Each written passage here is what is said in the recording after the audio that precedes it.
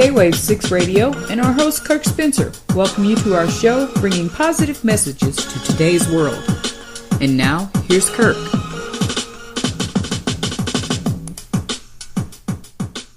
Hello and welcome to K-Wave 6 Radio. Today my guest is Lisa Avebury.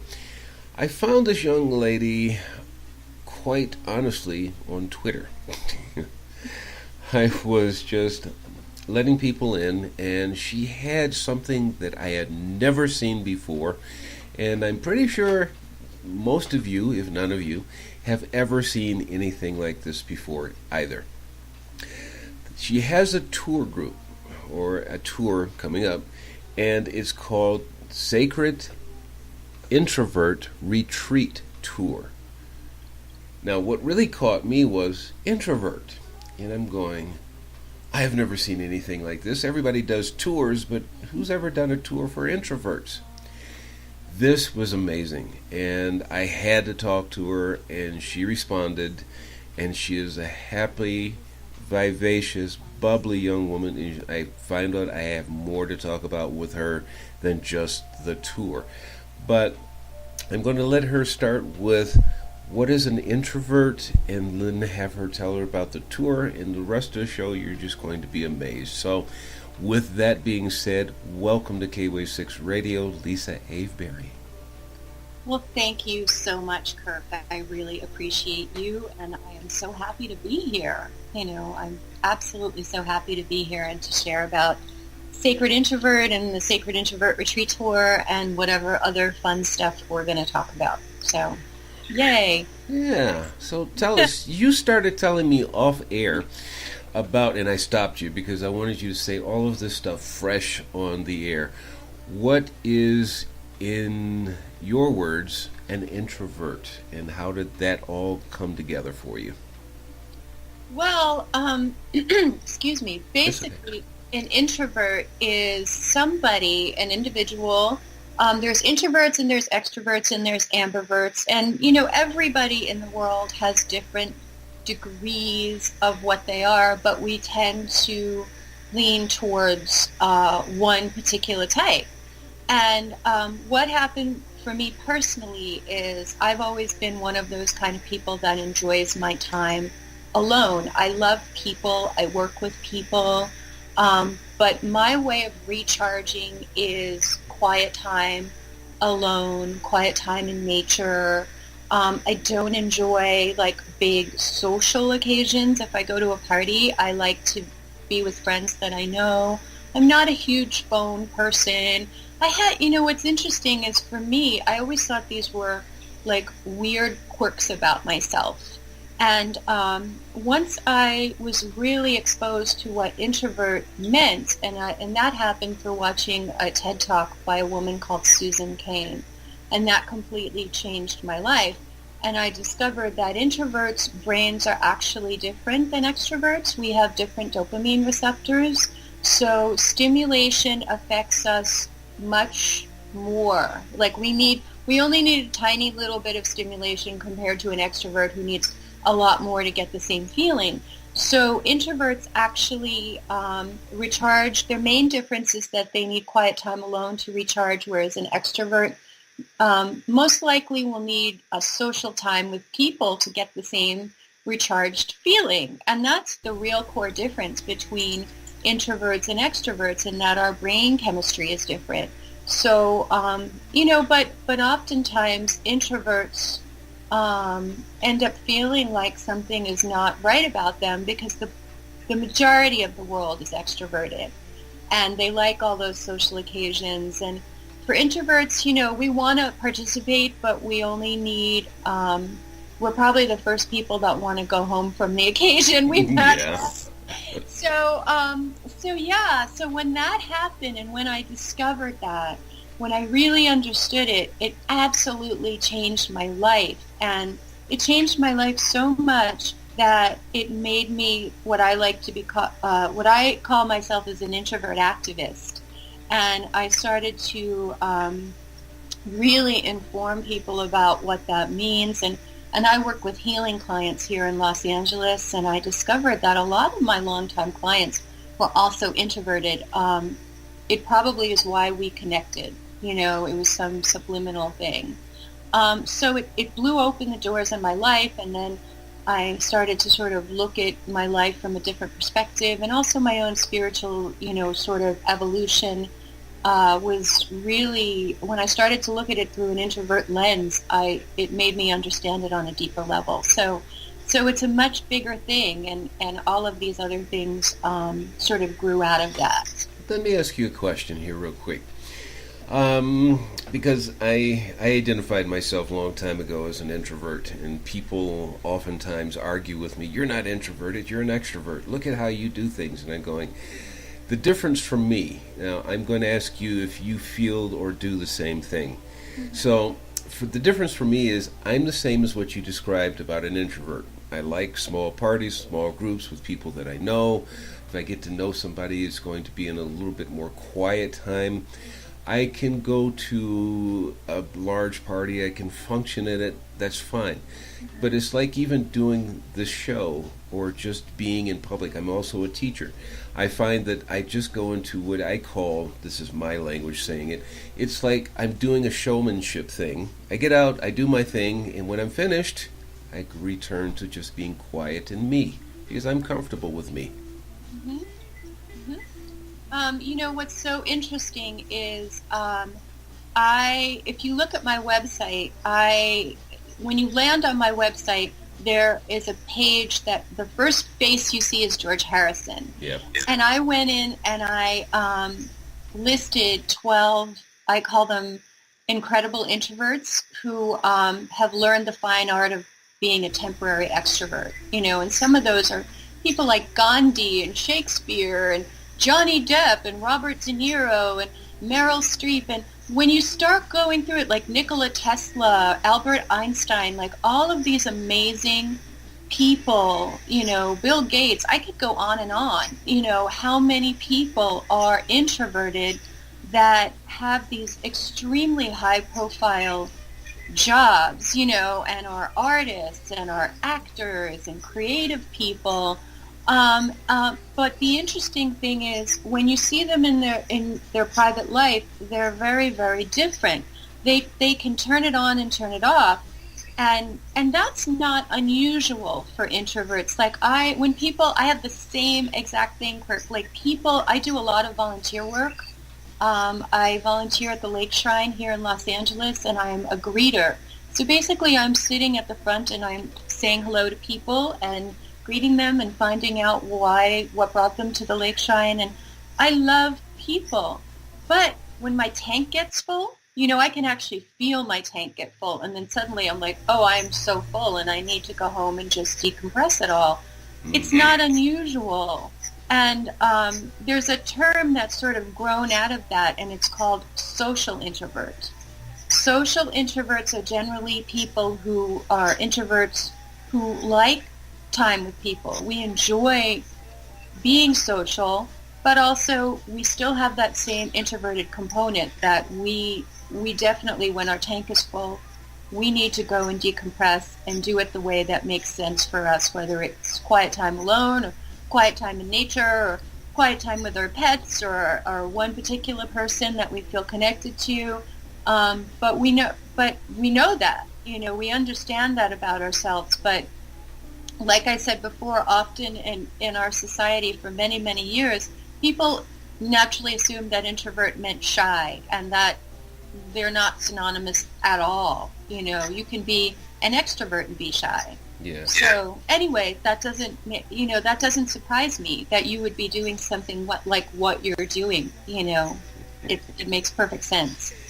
Yeah, you make me think about when I was much younger, when I came out of the Navy and I was still living at home. And I would sit at home and listen to music with my headphones on. And after a while, I would just go, okay, time to go meet some new people. And I would do that, get up and go meet, and then I'd just come back home. It's like you're saying, it's like, yeah, I'm full, had enough, gotta go. Yeah. Absolutely, and we probably did have parallel universes, because when I was young and a teenager and I was living in sort of a crazy, tumultuous house, I would get those big, giant headphones and put them on, and I would listen to rock music. I would just like totally listen to rock music and I would disappear into that space and it would feed my spirit, believe it or not. Yeah. And then it would help me because my own brain would sort of disappear into that music and into that world and then I could go out and function in society, so to speak. But I didn't actually live in a household that understood introversion at all. Like I said, I didn't even relate to that word. I thought it was a dirty word, a bad word up until, a few years ago, because it meant, you were shy and you had all these sort of negative connotations, and that's what I want to really help to contribute to changing that perspective. Mm-hmm. Well, let's get started on what I found on you on Twitter. Okay. Tell us something. We only have about 5 minutes to go, actually a little bit less before we take our first break. But start telling us, if you would, about the Sacred Introvert Retreat Tour. Okay. Well, that is a passion for me. And the reason it's a passion is because, like we just spoke about, there are certain things that you discover that feed your soul and feed your spirit and have helped you on your journey in life. And one of those for me was traveling. And I've traveled a lot on my own, and a lot of my travels have been sort of spiritually motivated travels. And the idea of traveling alone was never that terrifying for me, but I've never gone to like a lot of countries that don't speak the same language and such. And so I've gone out and I've had these beautiful experiences. I've met people. I've been able to cultivate long-term friendships. And so travel is a very huge part of my life. And what I discovered when I started sort of looking out in the introvert universe is that there were so few services available to introverts, and something clicked inside of me when I thought about the fact that there's been times, like there are places that I want to go, like India, Egypt. I have not been there because when I've gone out and tried to find any kind of group sort of package, nothing would work for me. It's either like, I hate to use it, well, it's either the kind of tour where you sit on a bus and people drive you around, or it's like backpacker people that want to go out and drink and party together, and none of that was appealing for me. So there was nothing for me, and so I haven't been to India, I haven't been to Egypt because I'm a woman. I wouldn't go to those places by myself. But I saw this lack of services for introverts, and I thought, I love going on retreats, whether they're yoga retreats or spiritual retreats. I love silent meditation retreats. I thought about the idea of combining tour and retreat together and create something that was special for introverts. So what I basically did was I put this out in the universe, and then I thought about one of the most favorite places in the world for me, which is Glastonbury, England. I thought about if there was any kind of space there, found out that the 7th century Glastonbury Abbey had a retreat house. And I was able to book the retreat house, which is on 36 acres of parkland. And that includes a 7th century ruined abbey. I was able to book that a year and a half ago. And over this past year, I've been creating and building the Sacred Introvert Retreat Tour. And that is actually why I'm heading off to England next week, because I'm going to meet some of the providers personally while I'm there and stay at the Abbey and try the food. And I'm super excited to meet everybody because I've been corresponding with them for a year. So I've created a retreat tour that specifically will support and kind of give the introvert what they crave, and that is being in a beautiful environment. Everybody has their own room. It's in this beautiful green space in this walkable market town in England. And then we're going to have local days and days that we travel. And the days that we travel, we're going to have our own private bus, and we're going to go to kind of off the beaten path sites and some on the beaten path, like Stonehenge. We're going to have a private tour of Stonehenge, and but it's all going to be like creating community. It's going to be like-minded individuals, introverts and quiet people and curious travelers who want to do something that would be more supportive to them, but also have an amazing travel experience. So yeah, it's definitely a passion for me. I'm so excited about, making this available for people. Cool. Let's stop right here. Let's take our first break. And we're going to return with Lisa Avebury. I always want to say Avebury. Avebury of Sacred Introvert Retreat Tours. It's a mouthful. Anyway, stay tuned. We'll be right back.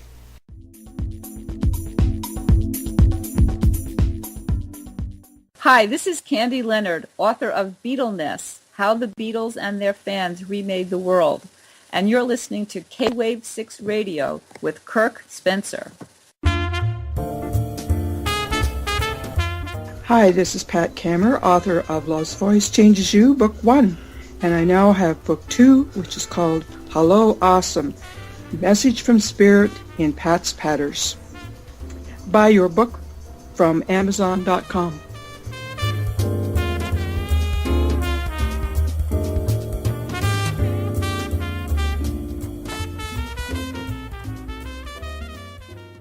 Hi, this is Dr. Nick Leroy, and you're listening to K-Wave 6 Radio with its host, Kirk Spencer. I'm a holistic physician. I specialize in women's health, breast thermography, the alternative treatment of cervical dysplasia, and gastrointestinal disorders. And you can find me at drnick.net.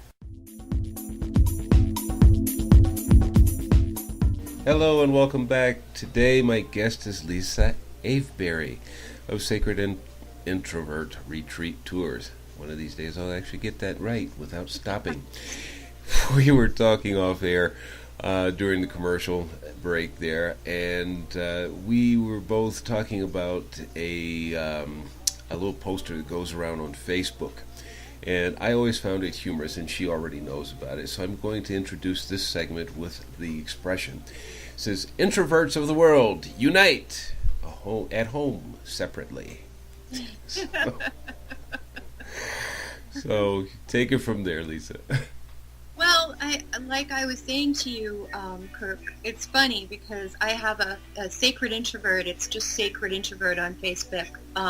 We have a page, and when that came out, it was like 1 million people were posting it and reposting it and creating T-shirts and trying to sell them, and it's great. I totally get that, and it makes me laugh. But I also feel that there is a lot of myth and stereotype that is perpetuated about introverts, and it does us no favors.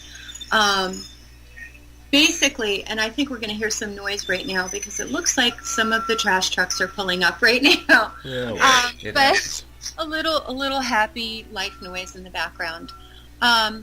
Basically, you find that there are certain aspects of introversion that keep getting perpetuated. Like we all want to stay home, like that T-shirt, separately, sit at home and read book after book after book. Now, I enjoy books. I have plenty of books. I love books, but I'm not a perpetual, constant reader.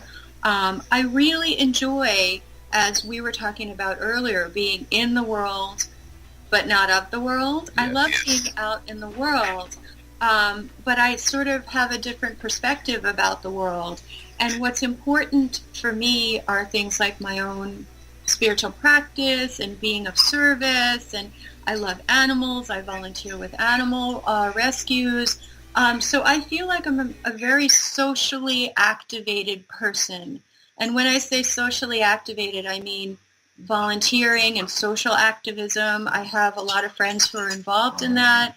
But I also feel, there are, as I was saying before, Sacred Introvert, part of what I did when I set that up was I wanted to debunk myths and smash stereotypes about introverts, and not just the obvious ones that we're shy and we're social misfits, but also that we don't like people. And that one really upsets me because you do see that perpetuated out there in Facebook land and also on the internet, and people make jokes about how they don't like people, and I love people, and I think being a human being and part of the human race, you better cultivate a love and acceptance towards people. That's really important to function in the world. And so seeing some of these aspects of introversion being perpetuated is disturbing for me. And if anything, I hope that I can sort of put a different face on that, because I really love people, and I really want to connect with people in the right circumstances, in the right settings. And I think that's where the confusion happens, because there's a lot of people out there who are trying to make the world an easier, better place for introverts, because educational facilities haven't been set up, to really support introverts. Workplace environments really haven't been set up to support introverts.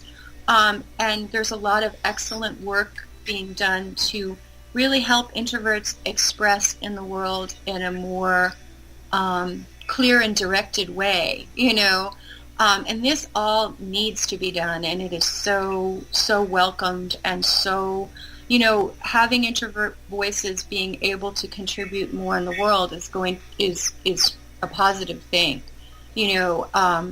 but with that, we also have to really recognize that introverts come in all different shapes and sizes. Like, as far as I know, Oprah Winfrey is introverted. She's made claims that she herself needs a lot of time alone. She spends a great deal of time alone, recharging. But when she's out there in the world, she's really out there in the world. So, that's why I really feel passionately about, making everybody understand that is not, the by rote definition for every introvert. Martin Luther King was an introvert, so all of these amazing people that are out there in the world, and they cultivated a great love and connection to their human brethren, so I think that's important, that yes, we do want our time alone, because that's how we can function better in the world. But we don't want to be alone all the time either. Yeah, let me ask you this, because you were just talking about this, and I didn't want to take the time to write down this as a note. But you're talking about people like Martin Luther King, and I could come up with some other people that I would guess, but you've obviously studied this, where I have not. Do you find, from not only from yourself, but from others that you have studied or know, that those who are introverts, we like our downtime, but we also have a high capacity for loving people that we don't know, just as humans? In other words, expressing that, because we were talking about the in the world but not of it, but loving people unconditionally. And unconditional love means I can love you as just a human being. That doesn't mean I like what you do, Right. but I love you as a person, which is, for some people, they can't understand the difference between the two. But Right. let you run with that one. They can't separate it, I think, kind of going back to what we were talking about off air, is that if you're trying to cultivate any kind of spiritual practice in the world, the biggest part of any spiritual practice is being unconditionally loving. You better cultivate, that better be your main goal. And that means the people that do you wrong, you know what I mean, that you haven't had a positive experience with, that have, like all of those negative things. I live in Los Angeles. I have lived in Los Angeles now over 20 years. Honestly, one of the hardest things I have to do in Los Angeles is drive. And basically you get stuck on the road constantly, and it is the one place that I really have to watch myself and remind myself not to take things personally. If somebody cuts me off, like everybody's in their own world, and everybody's sort of at a different place in their life school. So if you can remind yourself of that everybody's on their own path and their own evolution is happening, that's a really big thing. And as far as introverts are concerned, I believe that you know, depending, I don't know well, I'm sure you're familiar with the Myers-Briggs test, which is, it kind of gives you a spectrum of where you're at, like sort of on the introvert, extrovert spectrum. It was based on Jung's work, Carl Jung, and Isabel Myers-Briggs then created this test, and it's a long test. It has to be administered. It's many, many, many questions. And it'll give you a really specific breakdown of what you are. I happen to be an INFJ. I'm not a psychologist, so I can't go into the specifics of it. But it gives you a really amazing breakdown of kind of what your personality is. And it's spot on. It's kind of crazy. But I do believe that, being somebody who's introverted, you tend towards quiet introspection.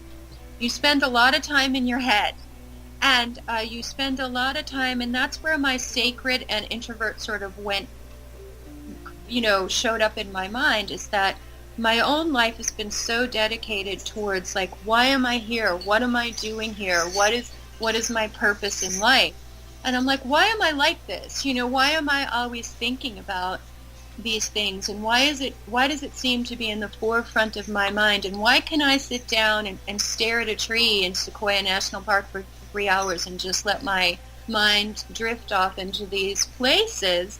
And when I discovered and really understood that I was an introvert, I saw a connection there. I saw the fact that it's my natural propensity for being quiet fed my sort of own spiritual growth, So I think there can be a connection between sort of being a human, loving human, because of the fact that you might actually be somebody who's questioning your own existence a bit more. I hope that makes sense. Yeah, but I want to also say that you hear, for those who are listening to the show, you hear that in the background. That's not me. That's her dog. Okay. He's a loud dog. He's very vocal. Yeah. He's actually an introvert, too. Okay. Yeah. Let me see. Well, we have the time, so I'm going to ask you this question that I asked you earlier, that I told you I was going to ask you on air anyway. Okay. Which is, when we were talking, just getting to know each other in the pre-interview, and I said, oh, great, and you're a spiritual person too. Mm-hmm. You remember what you said? Yeah, I said, well, I don't claim to be. I don't take on that word right away lightly. I think my life is a work in progress. And as far as my spiritual, I love the term spiritual evolution because it really resonates for me. As far as my own spiritual evolution, that is something that I work on every single minute of my life, and including when I'm sleeping and processing dreams. And I just believe that, I am not an avatar, and I'm sure I'm coming back. I have not reached avatar status. So I find it really hard when people say things like, oh, I'm spiritual. Because I really sort of think about this every moment of my day on some level. And I hope to be, I'm aspiring to be that. I'm working on that. And I'm trying to walk my talk. I'm trying to live my life. That's why I love George Harrison so much, and that's why he pops up as my first. I call him my totem introvert, because I don't know how many people know about George's real life. They think of him as the spiritual Beatle or the quiet Beatle, but he himself talks about very vividly. And if anybody ever wants to watch a great movie, watch Martin Scorsese's documentary of him, Living in the Material World. It's awesome. And he talks so much about, trying to have direct experience of God and meditation and trying to really live a good life and be a good person. But also, he had challenges. He had issues where after many years he fell back into doing drugs and, was a man, like I said, a spiritual being, having a human experience. Mm-hmm. And boy, was his human experience a roller coaster ride. Well, But, that's yeah. the way it goes. But let me interrupt you again just for a moment, because Sure. we're going to end up taking a break in about 2 minutes or so. Sure. But in defense of people who are saying, I am a spiritual person. Right. Now, some of them use that as a medal on their chest. See, I'm different from everybody else. But there are those who actually, and I've met them, and I used to ask people, are you a spiritual person or are you a religious person? Right. And I make the differentiation because there are people who are very satisfied with following the dogma of their particular religion. And then there are those who are saying, I'm seeking a higher existence. In other words, Right. speaking this in average, the common phrase is Judeo-Christian terms, but it's not really great. But anyway, in those average terms, it is saying, I'm looking for my connection to our Creator, God, whatever you want to call him. Right. They're a seeker. Yes. We ultimately all are, if you're on that path. So I totally get that, and I totally respect that, and I could see because I have been asked that too, and just like you asked me, are you a spiritual person? Yeah. It's like what happens with me when I oftentimes, I've been doing healing work here in all different capacities since 1995, and at one point I worked in a very well-known spa for a little while in West Hollywood in early 2000s. And I used to work on all different kinds of clients. I had a lot of regular clients. Many of them I still work with privately now, which is amazing and such a blessing. But what used to absolutely and totally freak me out, and still to this day does, because I get people who call me up for help, they say things like, I want you to heal me. And I'm like, whoa, I cannot heal you. I can help you. I can, give you possibly some guidance. I can assist you. But ultimately, you are your own healer. And I always want to hand that baton back to them. And so it's kind of like what you said with being a spiritual seeker. We're all trying to achieve that. We're all trying to achieve healing, and we're all trying to achieve, like for George, it was direct experience of God, so he could really, because he was brought up in a religious household, and he kind of rejected all of that, and then when he started studying Hindu religion, he understood it more, because everything was about trying to have direct experience. So I totally get that, and I totally respect that, and I've been put in that situation where people have said, you're a spiritual person, and I'm like, yes, I will embrace that, if that's if you want to say it, but I know inside of me that I'm always seeking to be that person, Mm-hmm. Well, with that, we're going to take our next break, so stay tuned with us. We'll be right back with Lisa Avebury.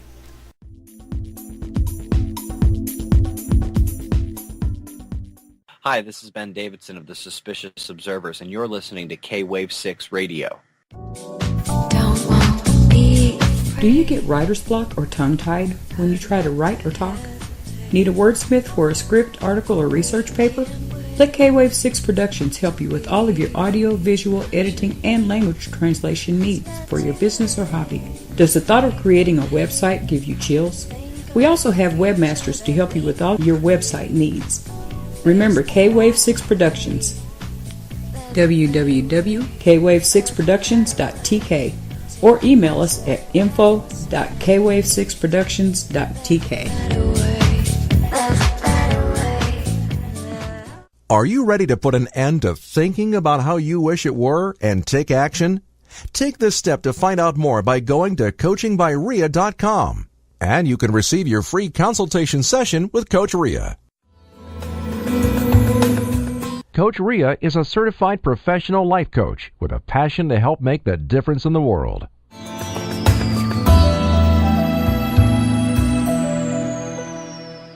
Yes, this is Marlo Wright of mbymarlo.com, and you're listening to K-Wave 6 Radio.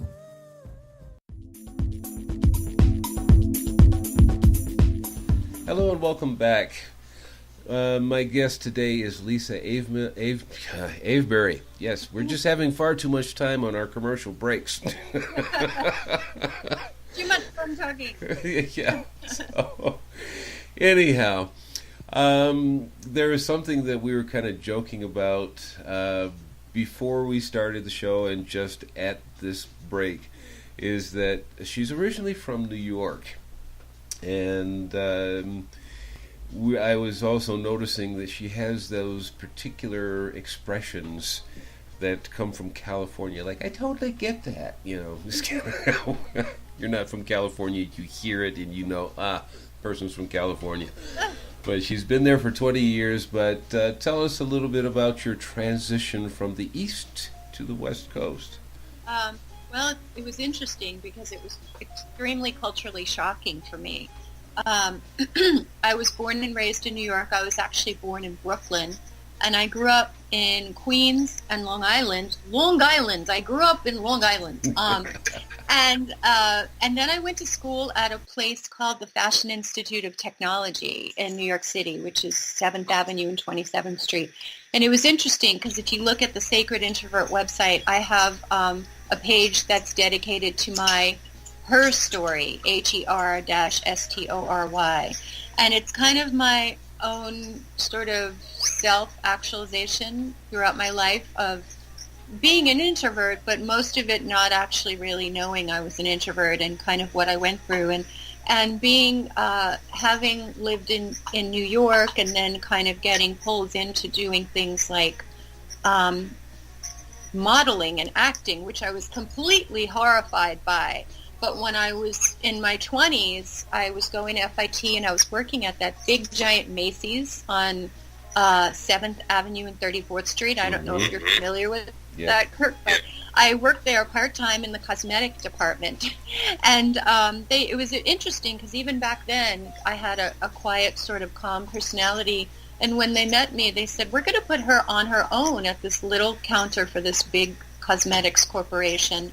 And I would work there one-on-one with people. So there was all these indicators of who I was when I was quite young.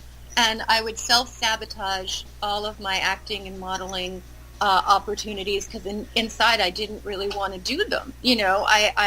I was thinking, people who are older than me are telling me I should do this, I should try it. So I would kind of go through the motions and then sabotage everything because I was terrified and didn't want to be the center of attention, and it made me feel weird. And but what was interesting is being in New York and going to FIT. That was my first real introduction to meeting other introverted people, and that's where I met my best friend. My best friend was my kind of introvert inspiration, and we had our first apartment together, and we went on our first trip abroad to England together. And in New York, it's actually a little bit easier to be introverted.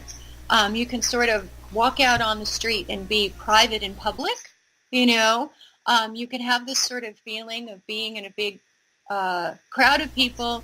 And when I go back to visit New York, I love walking on the street and visiting dogs. As you and I were just saying, we both love to meet random canines on the street and commune with them. And that's one of my favorite things to do. I'm kind of insane because I'll run right up to a dog and not even notice its owner, and then kind of look up after I've been connecting with the dog and be like, oh, hello, I love your dog. So New York was and still is an amazing city, but when I was really in my early 20s, it was very clear to me that if I stayed there, I was going to burn out. I had finished school, I was living in Brooklyn with my friend, and starting to feel exhausted just from the lifestyle of running in and out of the city and being on the subway. And my grandma, who was my original introvert inspiration and the person I love the most in the whole world. She's my angel now. She suggested I move to California because we had a distant by marriage relative that lived here. So I packed up and moved here, and I thought it would be a good idea because California to me was still the Brady Bunch. You know, everybody had like a lovely life and everybody was the Brady Bunch, and it never rained in California.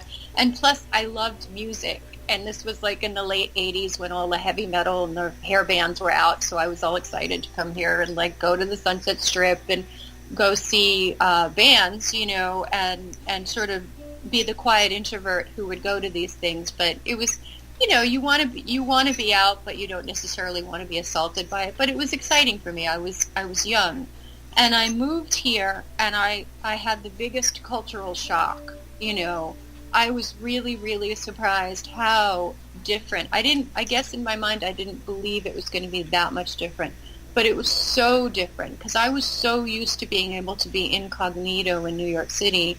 And here, it was really hard to do that. Like, I'm the kind of person who loves to go to a restaurant by myself. I'll take a book with me, or I'll just sit there and enjoy a meal. And I love to people watch. Like, that's why I love to visit Paris and stuff, because you could sit in a cafe in Paris and watch the world go by and drink cappuccino, and nobody thinks you know anything of that. But I found it really hard here in Los Angeles, and in the beginning, to kind of go out and do things by myself and not feel like I was in a huge minority, if not, you know, a weirdo, you know, because I would like to go out. I would even go out, because I was used to doing this in New York, to see music and to see bands and things like that, and I would go by myself, but I would not feel like the way that I did in New York. So it was a very big transition for me, and I really thought I was going to go back to New York, but about 6 months into my stay here, I got my dog Merlin.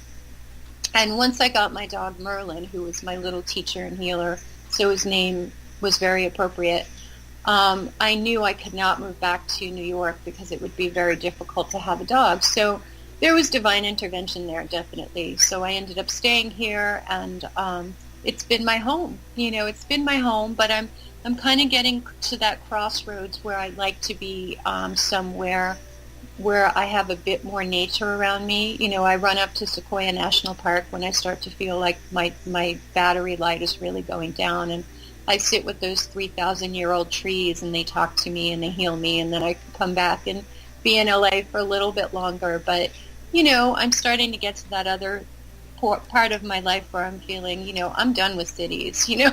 I'm ready to move on, you know. Well, let me ask you a quickie question here, because it reminds me of another photo that I've seen recently.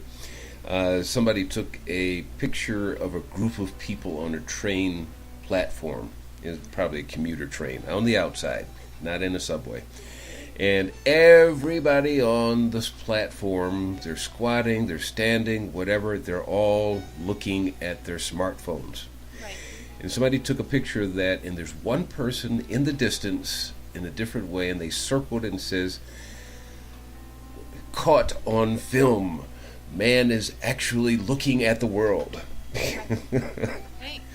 Well, everybody's now gotten into a point where they're technically, or technology, introverted. They're looking at their cell phone. Even here in Mexico, I can't even walk down the street, and it doesn't matter what age the person is, somebody is texting or reading their cell phone. Right, but I have a question for you, because I don't actually believe that that's technology introversion. I think it's technology extroversion. Because, and I think the person standing on the platform alone without the phone was probably the introvert. You know, and the reason I say that is because nowadays, and we were talking a little bit about this before, nowadays people are so distracted, and they feel like they need to be on 24/7, whether it's on the internet. You know, they're programming their tweets now so that they never seem like they sleep, you know.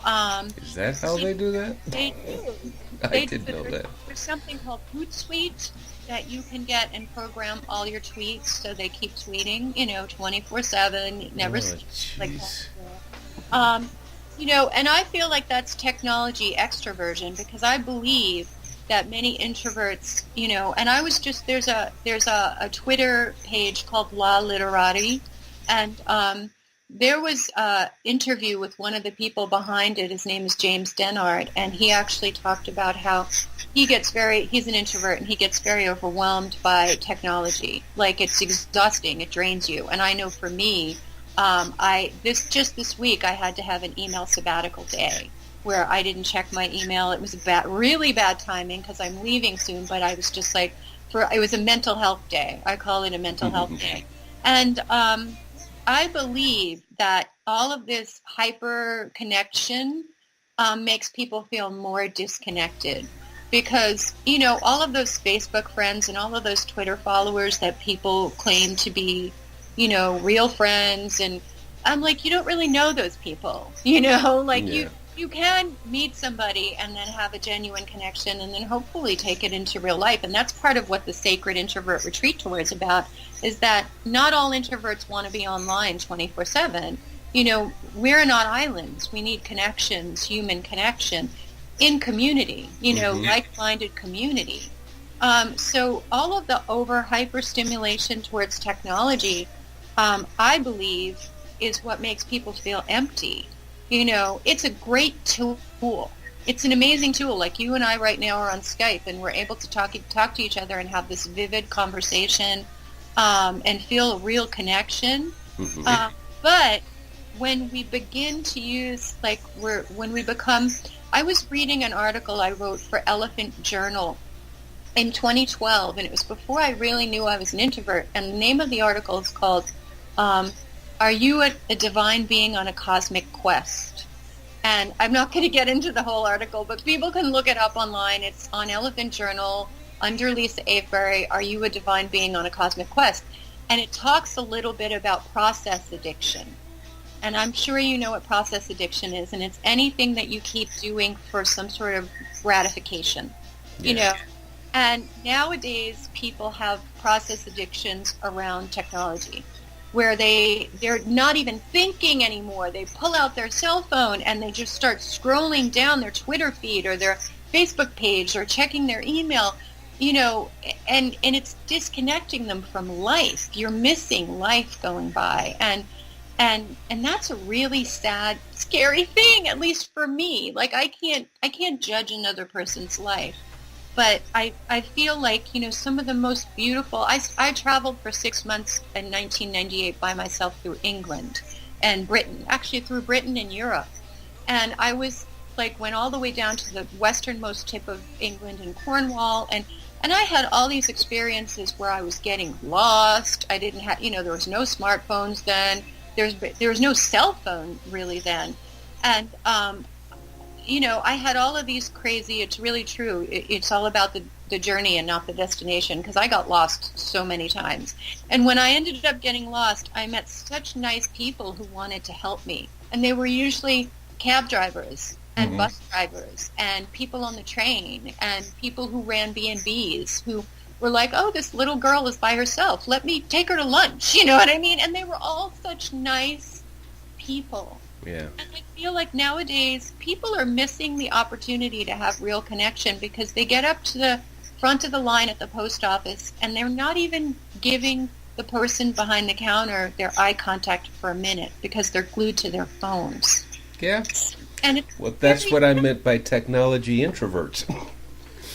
And I'm listening to you, and I think we're both agreeing because we're both talking about it in the same way, is a technology introvert and a technology extrovert. They're expressing themselves through their friends, but through technology.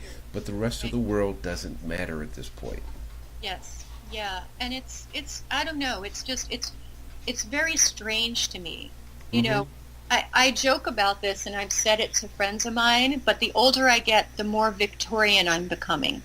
And I say that because, I have a meditation practice, and I'm around people who are very introspective and quiet. And the older I get, the more respect I have for a sense of ability to control your impulses. You know what I mean? Like, and having a certain amount of moral composure. I find that the whole world in this aspect of if it feels good, do it, live and let live. And I don't think it's doing people favors. You know what I mean? Like, I think nowadays, it would be so nice if people had a little bit more of that sense of personal sort of, what's the word I'm thinking of right now? Personal composure, I don't know. I mean, but that's just me. Like, I can go off on these conversations for a long time. But also, again, I go back to this over and over again. I do believe, at least from my own personal experience, that it has something to do with also being an introvert personality type.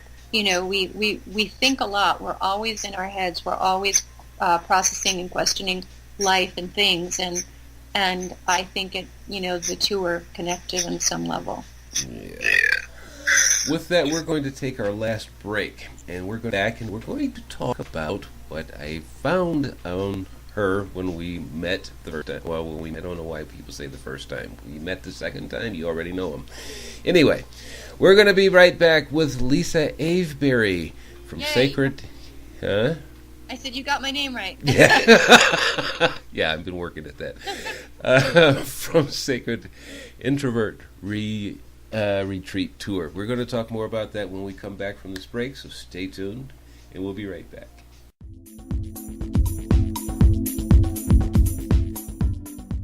Hi, this is Kate McKay, the Mass Motivator at kate-mckay.com. You're tuned in to the amazing K-Wave 6 Radio.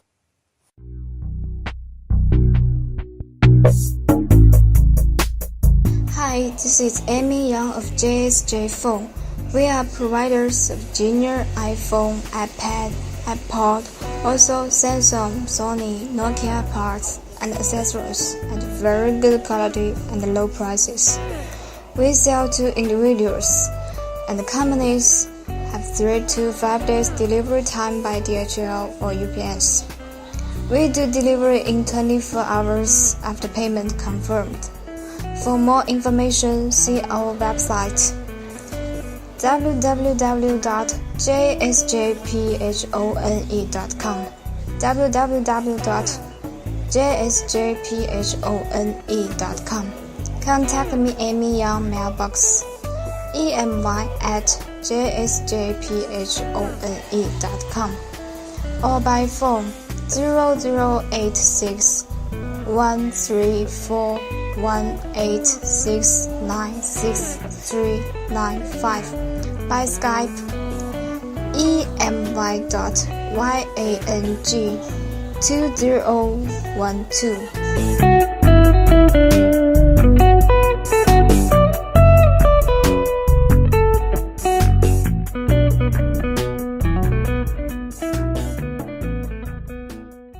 Hello, this is Andy Peacher from Freedom Talk Radio. You're listening to Kirk Spencer on K-Wave 6 Radio.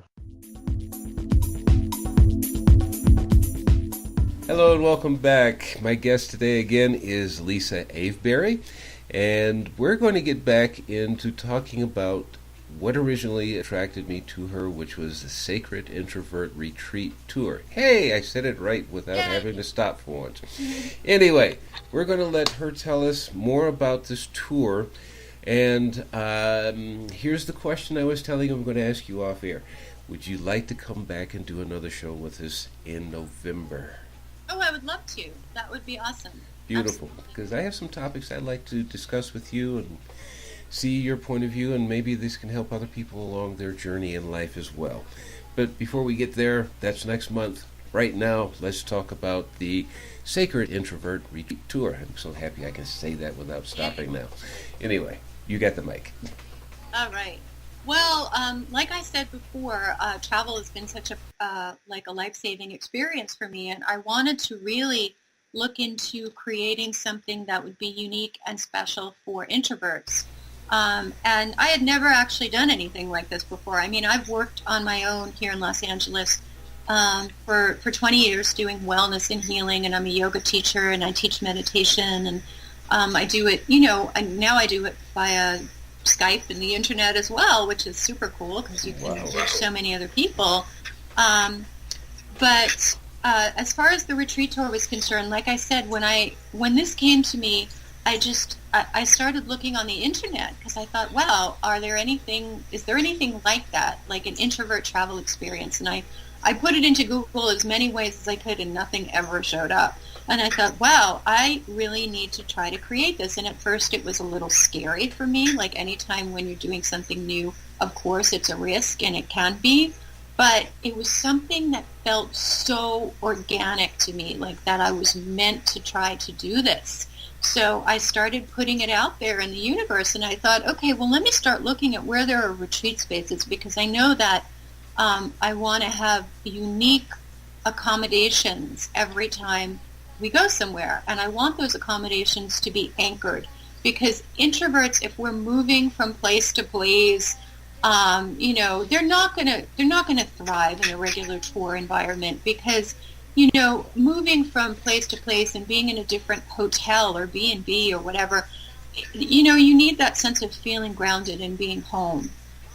So I was blessed because Glastonbury, England is a second home for me, and I started traveling to Glastonbury in 1995 because I have such a connection to this book called The Mists of Avalon and the Arthurian legends, and I'm also an Earth Mysteries girl, and I'm really into sacred geometry, stone circles, all of that kind of Neolithic, magical, Stonehenge, stone circle stuff. And as I said before, in 1998, I actually traveled through England on my own for 6 months, trying to visit as many of those kind of places as I could.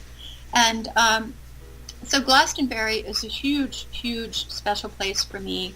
And Glastonbury as a town has a lot of pilgrims that come there because of the Arthurian legend. The Glastonbury tour is supposed to be the gateway to Avalon, and it's this zodiacal hill that people walk up, and they say there are portals there. There's an ancient ruined partial church on the top of the tour. There's the Chalice Well, which is the red spring. They say that's where the Holy Grail is hidden. Actually, I'm getting ahead of myself, but where we're staying, the ruins of the Glastonbury Abbey, it's a 7th century abbey. There was a little bit of Christian propaganda that was done in the 7th century. Like, even, there's no difference from the 7th century to now. They still had to create PR for themselves, and so they said that they found King Arthur's grave there. So there's a little marked area where they say that's where they found King Arthur buried. The Holy Thorn is there, and the Holy Thorn is, they say that Joseph of Arimathea visited Glastonbury and struck his staff in the ground and said, "We are weary all," and on this hill called Weary All Hill, this special tree called the Glastonbury thorn grew. There are so many. There's labyrinths and almshouses and beautiful 6th century coaching inns in this tiny town of Glastonbury. So what happened was I looked online to see where there might be retreat facilities and discovered that the Abbey actually had a really beautiful retreat facility at the back of the grounds. Kind of looks like Downton Abbey. It's quite beautiful.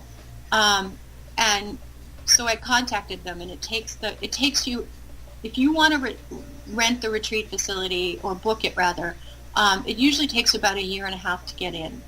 And my big thing was I wanted to rent the entire facility, because bringing an introvert group, we don't want to be sharing the facility with anybody else. We want to be around our people, and we want to maintain a certain level of quiet and it to be home. So I was able to book the retreat house about 1 year ago. It took me, so I had to take a leap of faith. I rented the retreat house and then set out to start to book the trip around that. And it's 10 days long. It's May 1st through the 10th of 2015. And basically the way I have it set up is so what I like to call our local days. And local days are days that we stay home, meaning we have this abbey, which is on 36-acre parkland, which includes a ruined abbey, a ruined church, a museum, ponds, orchards, wildlife, a bee colony. A bee colony. They do their own honey there. It's beautiful. It's just beautiful. There's a Wikipedia page on the Glastonbury Abbey, so people can go to that and read the history. So that is our home for the entire time. So on the local days, people are going to be able to recharge, because on the opposite days, I've contracted a coach company called Avalon Coaches buses. They're called coaches in England. Yeah. And so we have our own deluxe coach that's going to take us out on excursions that I've created. And the excursions are, like I said, to places that are, some are on the beaten path, like the city of Bath, and going to the Roman baths there, Stonehenge, going to the city of Wells, which is actually very close to Glastonbury, and it has, like, they say it's the smallest city in England because they have a beautiful cathedral there. I won't get into all of the different excursions, but the way that I set it up is so that we have time in each place, quality time in each place, because a lot of people, whenever they go on any kind of organized tour, they feel like cattle.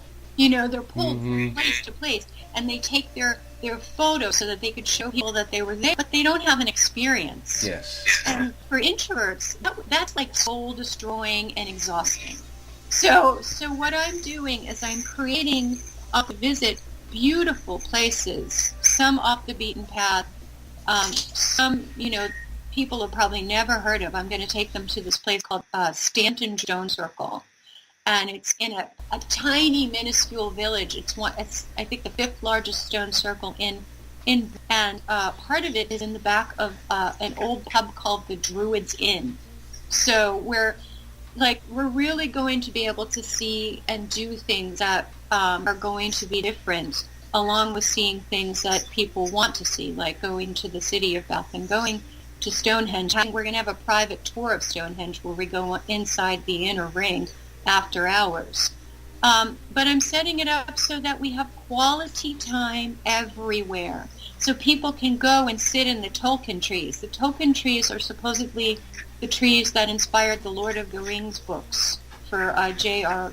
Tolkien. Mm-hmm. They're in the middle of the Avebury Stone Circle, and I want people to have time to be able to go and sit down and write in their journal and take a nap and have an experience and go get a piece of cake in the tea house and have time to feel like they know these places and to fellowship with their fellow introverts and hopefully create friendships and meaningful bonds with people and to have alone time. So we're going to have local days and we're going to have days out. And on the local days, I also teach, like I said, meditation and yoga. So we're going to do informal meditation and yoga, and all of your meals are included, all of your tours are included, because I found when I traveled, a big part of that became a drag. It's like just trying to feed myself every day and trying to find places to eat. So we're going to eat it, we're going to have meals available to us of fresh, locally sourced food cooked at the Abbey. And the other beautiful part is you don't have to do anything. Like if you want to skip meals one day and just go off and eat in the town, you can do that. If you don't want to go on an excursion one day and just want to be alone and process things, you can do that. And that's what introverts need. But people have been made to feel like they couldn't do that on a tour. And if they were in forced social situations, they had to go. And that's not going to be the case on the Sacred Introvert Retreat Tour. You're honored and respected for your choices.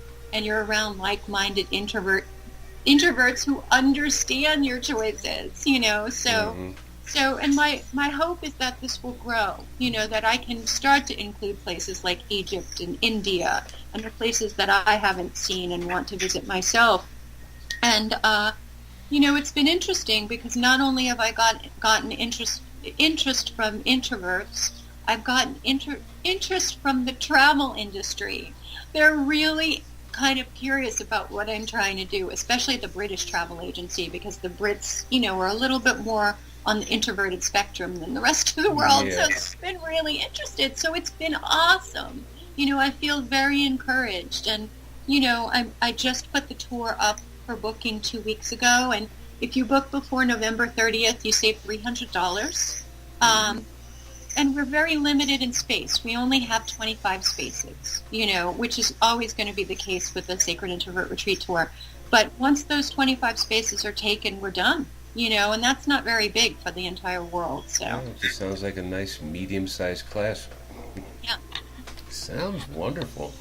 Yeah. We'll see if I get to book one of those. I don't know. We'll see. That would be super cool. That would be definitely interesting.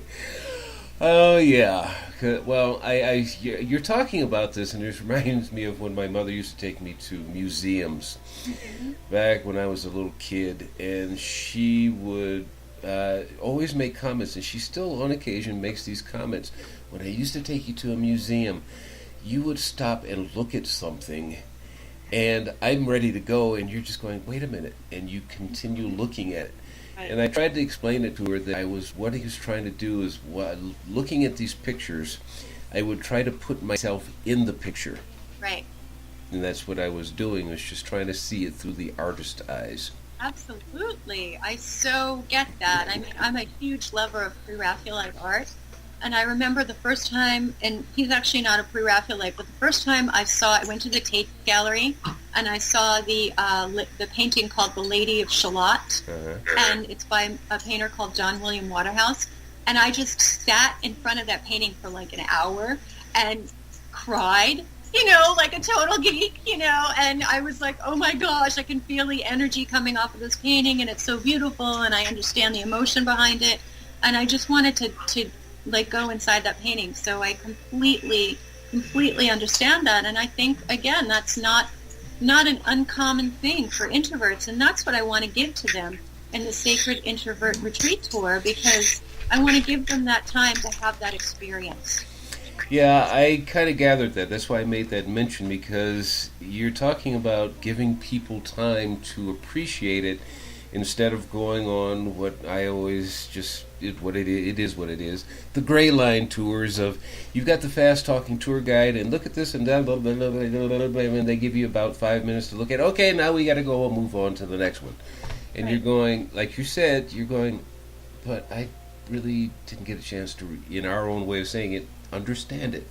Absolutely. But understanding it in a different way, not just, okay, you told me about it, I understand it from a tour guide's point of view. No, I want to feel it.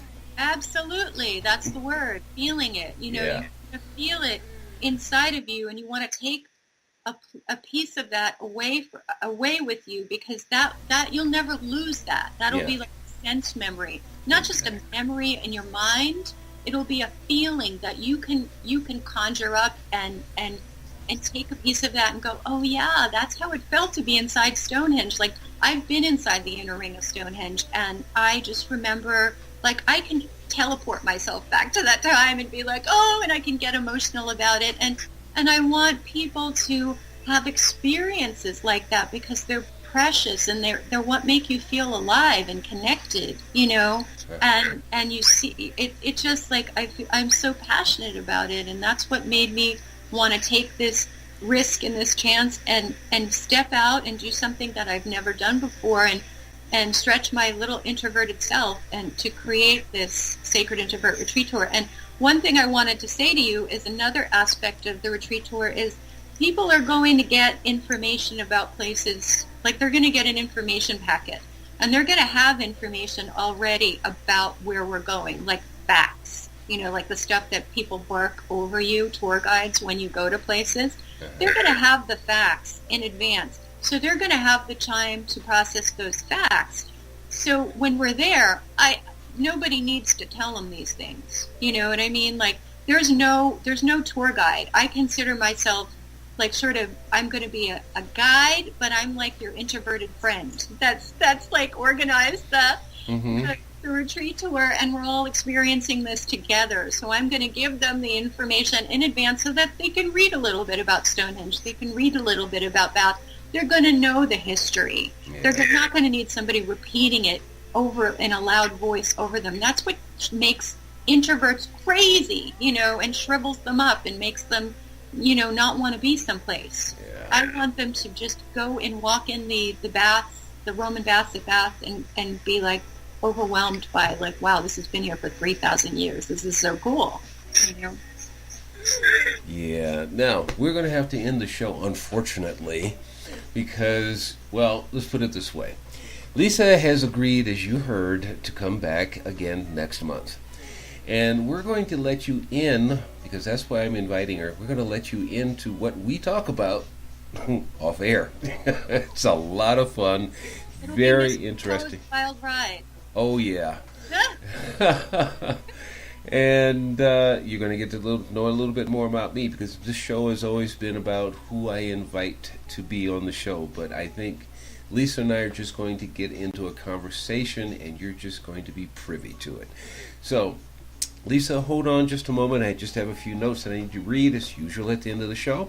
Just to remind our listeners that you can find us on iTunes, Stitcher, podcast.com, RSS feed, and on YouTube. You can access all of these media players from our homepage, which is www.kwave6radio.tk. That is the number 6, not SIX, 6, the number. And all of our players are smartphone friendly, which means you can take them on the go, or you can just listen to it on your computer. And according to Stitcher, you can now listen to it in your car's radio.